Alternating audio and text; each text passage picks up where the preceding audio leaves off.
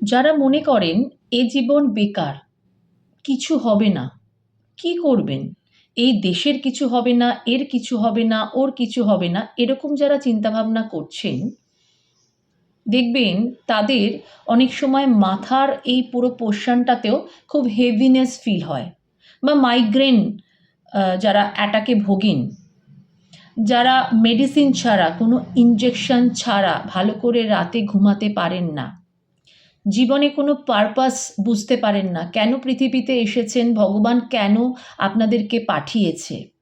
এবং যখন বলা হয় যে আপনি একটু মেডিটেট করুন, তখন বলেন এসব করে নিয়েছি, কিচ্ছু হবার নয়। এক্ষেত্রে ব্যাডলি আপনার যে ক্রাউন চাকরা আছে সেটা ব্লকড রয়েছে বা আন্ডার অ্যাক্টিভ রয়েছে। ভয় পাওয়ার কিছু নেই।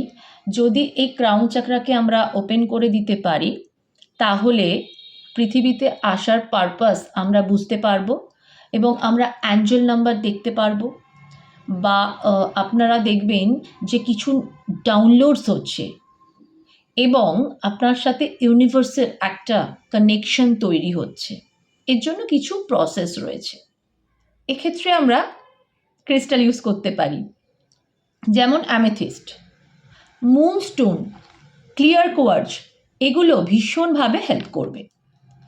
ল্যাপিডোলাইট ইউজ করতে পারি। মেডিটেশন করার সময় এই ক্রিস্টালগুলো হাতে নিয়ে আমরা মেডিটেট করতে পারি। ওম চ্যান্টিং করতে পারি, যেটা আমাদের পৃথিবীর সৃষ্টির সময় যে ধ্বনি ওম। কারণ ওম চ্যান্টিং যদি করতে ভালো না লাগে, একটা মিউজিক চালিয়ে জাস্ট চোখ বন্ধ করে মেডিটেট করুন। এতে আমাদের যে অরা সেটা স্ট্রং হবে, ক্লিন হবে, একটা পজিটিভ ভাইবস আপনি পাবেন। একমুখী এবং 11মুখী রুদ্রাক্ষ আমাদের ক্রাউন চাকরাকে সাপোর্ট করে। অ্যাফার্মেশন বলতে পারেন, I know I am divinely guided by the universe. এই অ্যাফার্মেশনটাও এভরিডে ঘুম থেকে উঠে বলতে পারেন।